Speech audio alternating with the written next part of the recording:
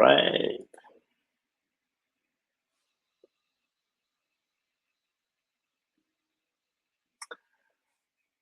Hello again. So I don't know if I'm really good with the timing, but I think it's time because I can. Why not? So I will bring up Danielle on the stage just shortly after I've removed that banner ticking. Good. Hello. Ouais, il y a comme un écho, hein? Hmm. Peut-être parce que tu as aussi la version en tant que participant. Ah, All right. All right. So thank you very much once again OK, c'est bon, là. for joining. Yes, we're live, Daniel. We're live. OK. Thanks for telling me. Nothing like live TV. Yeah. Yes. I've So resolved my we're audio back. issues. So we're live a little bit. So yes, so I'm sorry because I think I just popped in like 10 minutes earlier than yes. Yes. Okay. So we're like 3 minutes in advance. 3 minutes in advance. Um that's the joy of life. That's the joy of life. And And live by the way, broadcasting. live broadcasting, and it's really not my job to do so. But I'm learning something today. So So am I. making a fool out of me, check, right? So we're done. Okay. So today I'm really pleased to invite Daniel Gagnon as a speaker.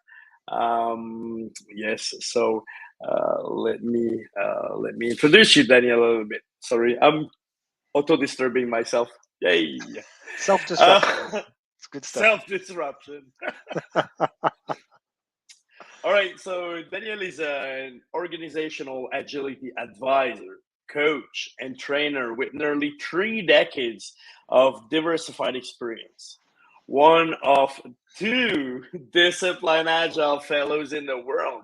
He describes himself as a passionate servant leader and ethical disruptor. Daniel focuses on helping leaders evolve their mindsets to foster the emergence of true organizational agility. Thank you very much, Daniel. Without whom I Yeah. wouldn't be there today speaking to Shucks. you about all that. I just said that. Thank you very much, Danielle, for being in my life. So I'll let you maybe a little bit introduce yourself more and share a presentation if you'd like to. Absolutely. I do have a presentation to share, but just to add to that, the formal introduction, Guillaume, folks, what's gotten me up in the morning after all these years is um, a very deep-seated need and desire to leave the world a slightly better place than I found it, even if it's only by a microscopic or quantum amount every day, and that's mainly by helping people and project management. And then the agile space was one way I definitely found of doing that. So to me, this is not working. This is pursuing my life mission, basically. So it was all the more natural for me to respond to your call to participate in this absolutely fantastic event. And I hope that a little bit of knowledge or a little bit of what I'm going to present today has some sort of impact, maybe touches someone at some scale, and helps you think a bit more clearly about these topics. So without further ado, allow me to let me see here. Share slides. You have no slides. No, hang on here. Screen. Share screen. Okay. In that case, I'll use up a full screen. Hang on. The joys of live. The joys of live TV once more. All right. Here we go. Now I'll just share. All right. share screen. As easiest with 2 monitors, blah, blah, blah, share screen. And here we go. No. No. No. Hang on, why is it not grabbing it? I'll have to put All it right. somewhere else. Bear with us, folks. This is order from chaos, you see. I think that's a true example of adaptability. It's not giving me much choices. Yeah. Oh, window. Here we go. All right. Figured it out, folks. I was telling you, I know StreamYard. I've tried it before. Well, it seems like it was a long time ago. He's like, all right, that old thing. All right. All right. So am I sharing? Can you see it? There we go. Yes. All right. And the floor is yours, my friend. Okay. Have a nice presentation, everyone. Thank you. When you're in chaos, is to figure out StreamYard. All right. So my presentation is going to be about how do we get from a chaotic situation into a slightly more ordered one. So we're going to look at 3 mental models that could be very helpful in this situation.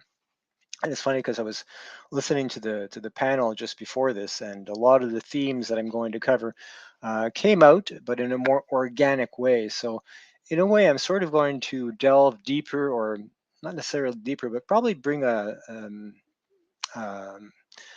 different perspective to a lot of the conversation and the thoughts and the ideas that were exchanged during the panel. And this is happenstance because I didn't know what the panel would be talking about. And here we are with my presentation being an actual really good follow-up to it. So the 3 mental models I'm going to be presenting, many of you may be familiar with one or many or all of them or none of them. So we're going to go through them one by one. The first one is the Stacy Matrix. Then we're going to look at Cynefin. That's as far as I know the correct pronunciation. It's a Welsh word. Then we're going to look at Ashby's law of requisite variety. Well, that's a mouthful, but you'll see I've found some pithy ways of putting it in far more colloquial language. We're going to have sort of a recap, and then we'll move on to Q&A. So let's start. The first thing that all these mental models are going to show us is that our approach to challenges, problem solving, disasters, whatever it may be, the context we may find ourselves in, it has to be driven by that context. We cannot bring to bear the tools that are adapted to one situation and try to make them work in another. It will inevitably fail, and usually fail miserably. So the mental models and frameworks we're going to look at really are just models that will help us figure out what context it is we're in and which type of approach would be the most appropriate in order to come to grips with the challenges that are inherent in the situation we're facing. Now, obviously, in this conference and in this talk, we're talking a lot about chaos and disaster relief, but I will extrapolate that a little bit as well to give you a fuller taste of the models. So for each of these models, I'm going to give you very little bit of history and then how it applies basically. So let's start with the Stacy Matrix, which is probably the one that is, I would venture to say, the one that is best known of the 3 I'm presenting today. So the Stacy Matrix goes back to 1992, Ralph Stacy, who actually passed away, if I'm not mistaken, last year. Initially, he meant it as that basically he dreamt up this matrix as a tool to help managers better understand the natures of the challenges they were facing. And he came up with this this model that we're seeing here. So let me just get rid of the book cover here. That's the book in 1992 that first proposed this. All right. So before I get into the actual Stacy's actual recommendations around chaos, let me pull the model apart a little bit. So if we look at the x-axis, that's usually the how. How comfortable are we? How confident are we in our ability to take on something? And on the y's, usually it's the what is it we're doing. So in a project context, the vertical axis would basically be how reliable or how fixed is the scope, and the how is, do we have the tools, the knowledge, and so on to be able to tackle that. So if we look at, and this goes right back to the panel, known knowns versus unknown unknowns, right? But in simple situations, right, where we know what it is we're trying to achieve, it's been done many times before, it's a situation we've faced, it's current, it's almost business as usual, keep the lights on type of work, and we have all the tools necessary, well, that is the simple domain. And in terms of project management, the simple domain is where, and I don't want to I don't want to overly simplify things, because actually that's one of the the sort of critiques of the Stacy Matrix, is it can be used to tend to oversimplify things. But at any rate, if you're in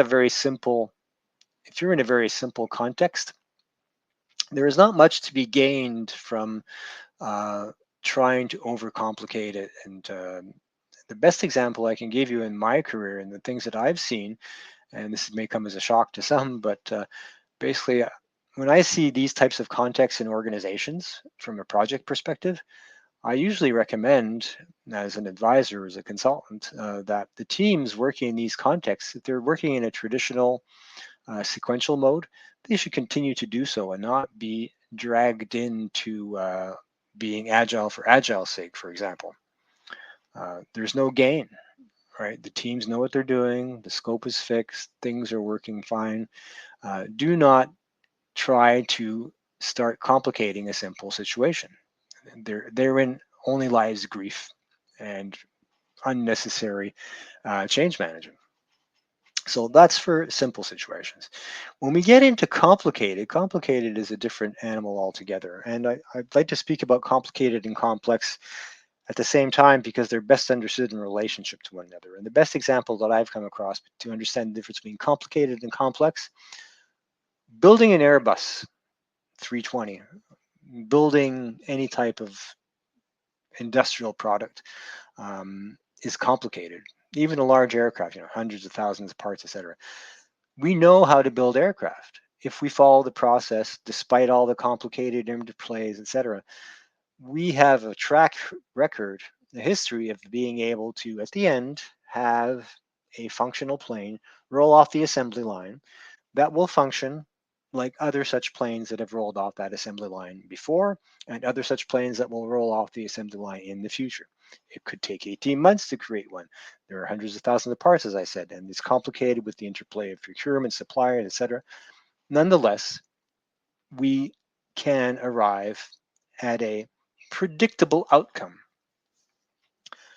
When we get into the domain of the complex, building an airplane is complicated. Raising a child is complex, because yes, there are practices, the love and supervision and nurturing and a little bit of discipline and education and so on.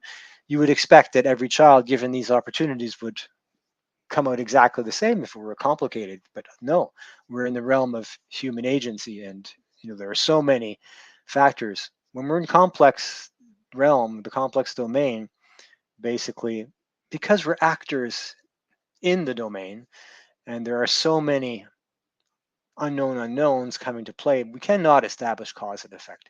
So, I have 4 children, and not one of them turned out the same. They all turned out pretty good, but they all didn't turn out the same. And they presented different challenges in bringing each one of them up. And the parents out there, I'm sure you can attest to this. You can take the same approach with 2 children or 3 children, and not one of them is going to react the same way. So that's complex. So if raising a child is complex, imagine chaos. Well, we can't imagine chaos, as a matter of fact. And chaos, by the way, is not a complete absence of order. I'll get to that later in Cynefin. It's disorder, and disorder is a complete absence of any discernible pattern. In chaos, right, there are no rules. There is nothing you can apply. There is no formal learning. There is nothing absolutely you can basically count on.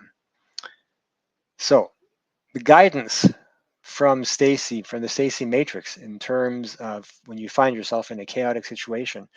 This is the Stacy Matrix of all three has the firmest, most immediately understandable guidance. Get out of there immediately, no matter what it takes. Immediate action, even at the cost of mistakes.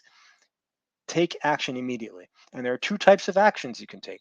The first action is to somehow reduce the scope. In other words, get to more certainty on what it is we're trying to accomplish. The second avenue of immediate action in the Stacy Matrix is get more certain on the means that we can apply.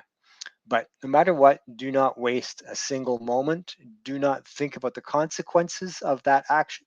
Just look at what seems to be the absolute most pressing thing to do and act immediately. So I'm not an expert on disaster relief by any means. I mean, most of my consulting career has been primarily in large organizations, primarily financial. But the extrapolation here is fairly clear. You know, when you're arriving on an earthquake scene, well, the first thing to do is access. You know, how do you get to those people? Never mind what else is, get to the people, right? So that is first and foremost, and everything else has to come second. You have to take immediate action, and your next action will be based upon the visible, discernible outcome of that first action. And then you will string along these actions and you will learn from the outcomes, but very, very, very quickly. So it's about speed and about not second guessing yourself. It's about getting the heck out of the chaotic domain at all cost. So in a nutshell, that's basically the Stacy Matrix approach. So now if we contrast this to another model which covers these domains, Cynefin. So Cynefin, David Snowden, who is Welsh, the word is Welsh, I can't remember what it means, but basically came out in 1999. He's been updating it constantly ever since. And David Snowden describes Cynefin as a sense-making model for understanding different situations we may find ourselves in and identifying appropriate courses of action. So far, very similar to the Stacy Matrix, but there are additional elements here which I'll go through. Let me just move to a cleaner slide here. Before I go on, I'm going to start with looking at the model a little bit. So Cynefin also has 4 domains. Clear, which sort of corresponds to the simple domain in Stacy. Complicated, we saw that in Stacy. Complex, we saw that in Stacy. And chaotic as well. The sort of squiggly lines and the green and sort of dark area that is liminal to all of these is called basically disorder. That's when you don't even know which of these domains you're in. So disorder is clearly not a good place to be. But at the same time, Snowden put in this liminal disorder area in later editions in order to get people used to the fact that not everything can be described in a simple quadrant framework, and to get comfortable with the fact that you may find yourself in situations where you can't even figure out what domain you're really in, and to get comfortable with that. Get comfortable with being uncomfortable, as a Navy SEAL will say. So that's definitely a differentiator from the Stacy Matrix. Cynefin also addresses the basic stance in a series, a triptych of words for each of these approaches. For example, in clear, you're supposed to take a sense, categorize, and respond stance, which basically means, right, respond is last, right? You're sensing, you're seeing what's going on, you're categorizing it into basically, you know, you're pigeonholing it into the things you already know. It's a simple context. Oh yeah, this is that. This is it. Oh yeah, this resembles that. And you just respond, and it keeps lights on, business as usual. In complicated, you move on to a sense, analyze, and respond. So in a complicated domain, building an airplane, right, you can't just categorize. You might find yourself in situations where parts are missing, or a subcontractor is late, or regulations have changed mid construction. So you do need to do a lot more analysis and then responding in complicated situations or domains. Moving on to complex, you can't just sense, you constantly need to actually probe the complex domain. So you need to always have eyes and ears and every other sense on a constant alert to what's going on, and then being able to respond very quickly to that, because we are in the complex domain. And finally, in chaos, it is act, sense, and respond.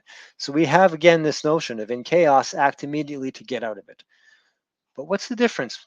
What's the difference between Stacy and Cynefin on the type of action? So this seems like an intellectual nuance, but I'm going to make it anyway because it's helpful in understanding which of these two mental models is more appropriate at which stage of a given project, or a given the evolution of a given disaster situation. So Cynefin, in the case of a natural disaster, was just taking rapid action, experimenting and learning from experience, right? So the Cynefin approach is more almost of a hypothesis, test, learn, hypothesis, test, learn. It is less predicated upon immediate action. It is more mindful of making mistakes. It is more of a systemic, held back approach. It still advocates action. But action in an organized fashion. So typically, in a very, very stressful situation like a disaster relief, probably the mental model that would be the guide rail, or the preferred approach for the very first responders on scene, would probably be a Stacy approach. Just act, anything. As the initial efforts start initiating, contributing even the slightest bit more order, but you're still very chaotic, you can bring in the Cynefin notion of, okay, now we can experiment, we can hypothesize, we can try, hey, maybe if we locate people in the rubble through their cell phones, let's bring in the equipment for that. Same thing in projects, right? Projects that have gone wrong. Maybe a program coming completely off the rails, you would take a Stacy approach, and the program manager would say, all right, we're going to stop all work for 3 days and see where the dust settles. And then as we start teams back up again, we can take a more of a Cynefin approach in terms of, we have a hypothesis that this team might have a dependency on another, and you can start basically revving the machine back up again. So again, it's subtle, but the difference is real. And I encourage you to delve into both of these frameworks, and you have the references, and I have sources at the end of this. The difference is real, and they can both be used in sequence like that. The initial response, very powerful initial response, Stacy approach, and the more thoughtful, drawn out response, while even still in chaos and getting yourself back into complex. What a relief, we're only back into complex, right? If only we could go back to complicated. That would be more of a Cynefin approach. So those are the two that actually pertain to how quickly and what type of action to take. The third framework I'd like to look at here basically is Ashby's law of requisite variety. It's quite a mouthful. It's from his Ashby, by the way, passed away in 1972. So this is older, but still very, very, very appropriate and relevant material. So the book, the law itself reads as follows: the variety in the control system must be equal to or greater than the variety of the perturbations in order to achieve control.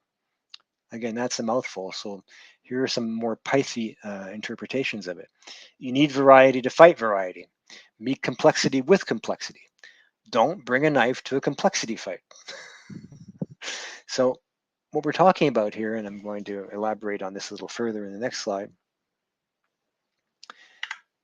In any situation that you find yourself in, be it a project or a natural disaster, there is a environment in which you are plunged, which has various disturbances, various threats, various dysfunctions, various challenges, various things popping up, especially, of course, in chaos. It's constant. in order to meet the challenges of this ongoing mess of merry-go-round of things happening, ideally, what Ashby's law says is that you have to develop a response ability, a team ability, an organizational ability to slowly but surely evolve a response or a method of containment for each type of variety that you'll encounter in your environment. That sounds complicated, but if you just look at the graphic here, I think it's very simple to understand in practice. Basically, we see here on the first on drawing A, insufficient system variety, right? Ooh, we can deal with a blue triangle, we can deal with the yellow square, we can deal with the red pentagon, but ooh, that that green hexagon, we didn't see that one coming, so it disrupts our ability, and it can completely derail our efforts. So eventually, we need to build up and respond, fight variety with variety. So in the case of I have an example here with relief and rescue efforts. You need a wide range of expertise from engineers, first responders, medical professionals. Don't forget, for example, that wherever you might need you might need interpreters if you don't have if there's a language barrier. You might need several interpreters in a region, in such as it just happened for many dialects and so on. You need to be able to communicate. So if you didn't have a team of translators that could communicate with the people on the ground, if you went in as a non-governmental organization to help, but your team only spoke, let's say, English and Danish, well, you would have a green hexagon disruptor right there from your inability to properly communicate with the folks on the ground. So this is something that I've seen time and time again, and where I've seen it also is large organizations doing so-called digital or agile transformations, right? So basically what is in a complex domain, or change management and transformational management from the top of the house down, massive efforts, money being thrown at it, and the organization is an organization that really is still a sort of industrial age command and control sort of apparatus. And all of a sudden someone decides that we're going to do a digital transformation or an agile transformation, and they set about doing it with, for example, the imposition of a monolithic framework and obligatory training and change management from the top down and imposition. Well, this is trying to bring basically complicated tools to a complex fight, and it also lacks sufficient system variety because you're not bringing change from within, you're bringing change from outside.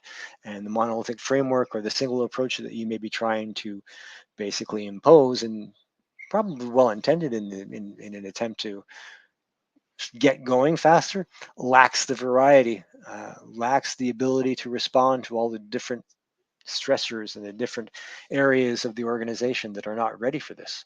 So you have a perfect example of basically not following not following the law of requisite variety when you impose large change from the top down in a complicated way, when the truth of things is actually you're in a complex situation.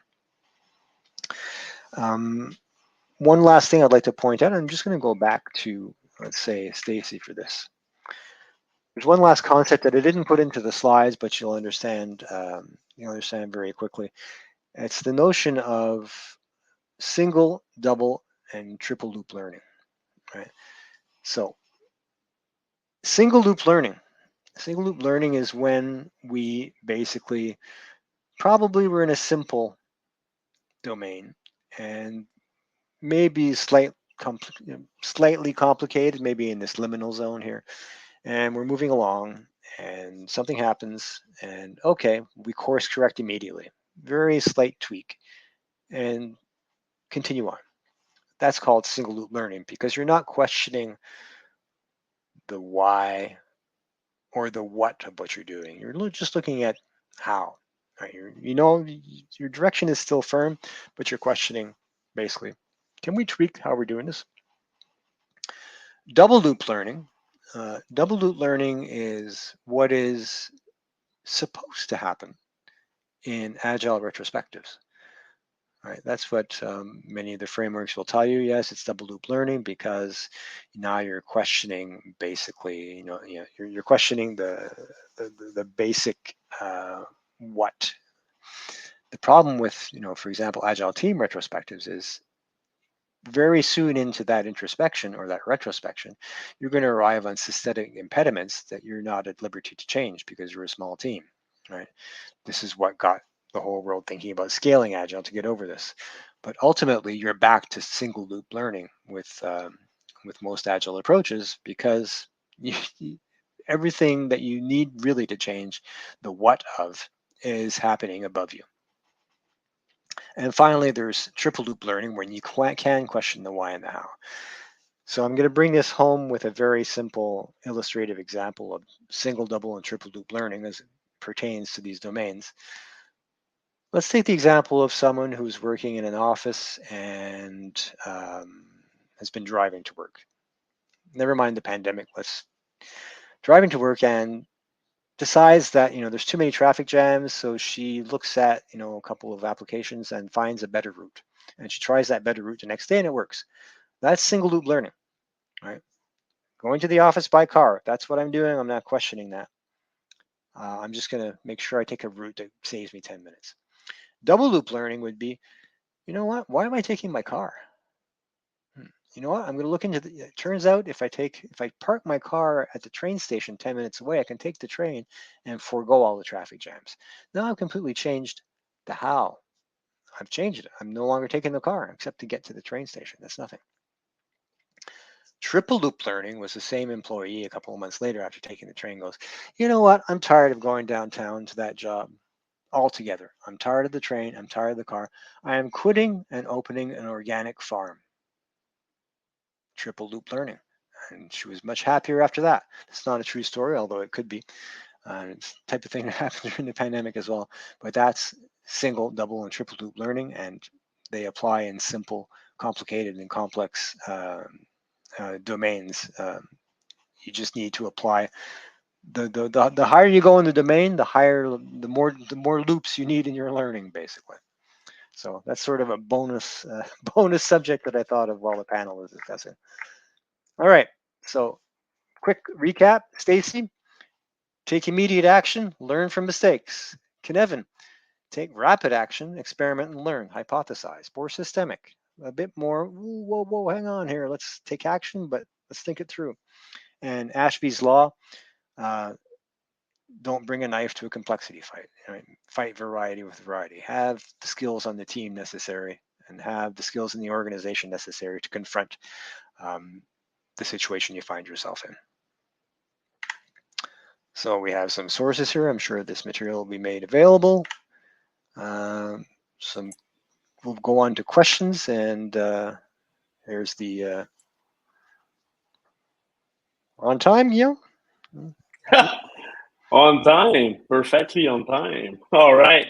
So we open the Q&A session. If you have any question for Danielle, and as I see, yes, we have one question right now from Eric.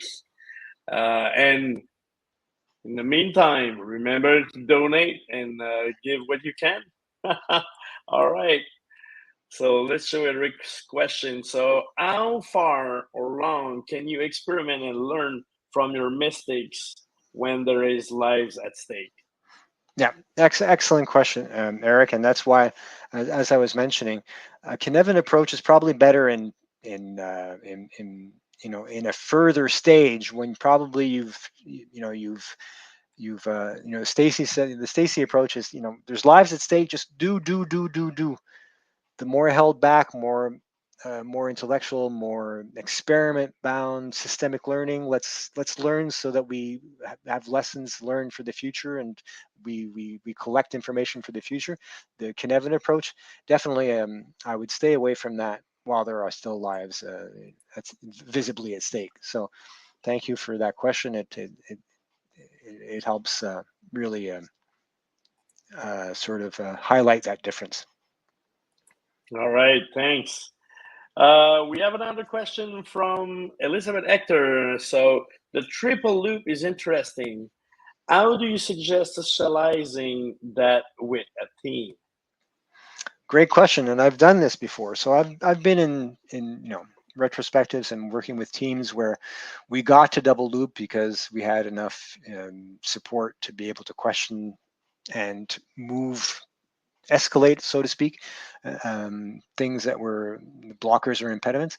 The triple loop I encourage teams to do because you know, and this is a true story. At one point, we were working many years ago. I was working with an agile team, putting together a large platform application, and we came to a point in the initial backlog, which was a good chunk of change. It was like almost $1 million, and we got 20% through it.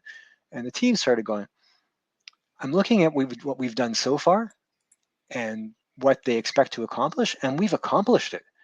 We need to stop this. We need to stop spending on this now." And we've decided to bring it up to management. We demonstrated it, and sure enough, they said, "You know what? You're right. We this does what we need. It's not as pretty. It's not as this. It's not as that, but it works, and we can take that $800,000 and put it elsewhere in the portfolio. Thank you very much." So courage, transparency, um, uh, and just openness, and bring it up. What's the worst that can happen, right? If you're bringing up triple loop learning, it's for a good reason. You have the organization and the teams and the customers' best interests at heart. So unless there's fear in the organization, there needs to be the psychological safety for triple loop learning. When there is psychological safety, even at the most basic level, triple loop learning can happen. But it won't happen out of the blue. You need to get to double loop first. You can't skip it. You Yeah, can't skip a loop. really? It's like tying the shoes. If you skip the loop, Yeah, if you well, skip the everything loop, goes down. you're gonna walk funny. All right, thank you very much. Mm. We have another question from Carl Renzel. What does triple loop provide as a benefit financially? Management focuses highly on the financial advantages. Well, inadvertently and without having seen your question, Carl, I believe I may have answered it in the previous answer, right? So we saved them $800,000 that they took out of the project and took out of our team and put onto another team. And that was a win for the company. But we were a long-lived team. We knew that they would keep bringing work to us in other forms, right? So, but it was a clear win financially, right? $800,000, and in the past, it would have been, a complicated change management, and why aren't you respecting the requirements? And imagine if it was outsourced. You need to fulfill this requirement down to the last. Otherwise, you're going to be punitive, contractual damages demanded. But because it was a very agile way of working, um, yeah, the money was basically saved and put to a higher priority elsewhere in order to create value for the customer. So absolutely, you need to, you know, if it don't make dollars, it don't make sense, right? That's the oldest adage. You need you need to speak to the higher, to the powers that be. Definitely, you need to put a price on things, and it's easier than we think. Right? There are ways. Take your team's burn rate per month and say, well, we just saved 3 months of working on that feature by releasing it early, even if it wasn't completely, absolutely the most beautiful feature in the world. But customers love it. And they didn't see our original incredible plans for it. They're satisfied. Exactly. And what might prevent an organization from trying to apply the triple loop learning? It's a question from me. Fear, fear, fear of retribution, fear of being, branded as a troublemaker, fear of being excluded, fear of only inheriting from now on the keep the lights on projects. Very, very oddly enough, I only get keep the lights on projects now. Right? So psychological safety again. Yeah. I know. Yeah. All right. And how can you enable leadership teams to make wiser decision and go beyond that fear? Maybe? you need to show, you need to give leaders a whiffum. This is what I specialize in now, right? What's in it for them, right? The leaders we have are not, you know, even the leaders that we perceive as being very command and control and very, sort of old school. They're 99% of them are very good people doing what they think is necessary, and also just following the recipes and following the behavior that got them to where they are today. That's because for many of them, the prime years of their career and of climbing the corporate ladder were in less disrupted times. And now, they arrive at a certain position in the company, and the tsunami of disruption is hitting everyone, but they're still clinging on because no one has really given them an alternative. No one has really given them a path, and certainly not the agile community, which has always had, um, at best, um, um, sort of contemptuous tolerance, and at worst, a revolutionary let's guillotine them attitude towards management. So there's nowhere to turn, right? The agile community seems closed to them. Their leadership is as flabbergasted and as deer in the headlights as they are. So you need to hold out hope, and you need to hold out basically a helping hand, and coach and show them that what's in it for them when they relinquish control, micromanagement, and start acting with mission command, and give their intent and let the teams execute upon that intent. What's in it for them is they're going to gain however many working brains there are in their department, their division. All of a sudden they're going to get the agency of those people. Those people will have skin in the game, will be wanting to come up with creative solutions, and that's where innovation starts. You can't innovate alone, and you can't innovate by fiat, and you certainly can't innovate by having an innovation department, because then you're limiting it to a few people whose job it is to innovate, and everybody else goes, well, they're being paid the big bucks, I'm not going to innovate. Now, this is grinding an axe here, but